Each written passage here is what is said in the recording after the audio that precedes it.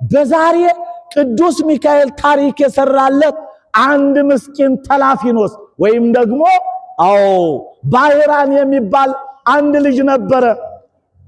ሁለቱም እናት አባቱ የቅዱስ ሚካኤል ወዳጆች ናቸው። የቅዱስ ሚካኤልን መታሰቢያ የሚያደርጉ መልአኩን የሚማጸኑ ነበሩ።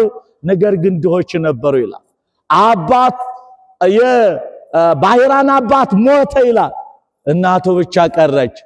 ባይራን ተጸንሶ ሳለ እናቱ ብቻ ናት፣ አባቱ ሞቷል። በዚህ ሰዓት በአጋጣሚ ሆኖ እባካችሁ ባለጸጎች እንዳንጨክን፣ ሀብት ኃላፊ ነው፣ ጠፊ ነው፣ ገንዘብ ይጠፋል። ምእመናን ግማሾቻችን ባለጸጎች ሁነን ዛሬ ብዙ ገንዘብ በእጃችን ብንይዝ ነገ ወደ መቃብር ተከትሎ የሚሄድ ገንዘብ የለም። እግዚአብሔር ቅር ሲለው የሚቀር ነው። ሀብት አያስመካም። ከሰጠንም ደግሞ ባለጸጋ ማለት ትርጉሙ በነዳያን ላይ የተሾመ ማለት ምን ማለት ነው? መመን ባለጸጋ ማለት ትርጓሜው በነዳያን ላይ የተሾመ ለነዳያን ሹም ሆኖ ሊያከፋፍል የተሰጠ ማለት እኮ ነው። ግን ብቻ መብላት በእውነት እግዚአብሔር የማይወደው ነገር ነው። በአጋጣሚ ሆኖ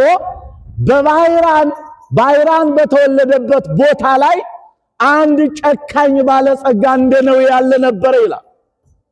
በዛ ሰዓት ብዙ ያሳርሳል፣ ብዙ ያስነግዳል፣ ብዙ ሀብት አለው እና የባይራን እናት አባት ግን ምስኪኖች ነበሩ። ይልቁንም አባቱ ሞተ፣ እሱ ተጸንሶ ነበረ ይላል።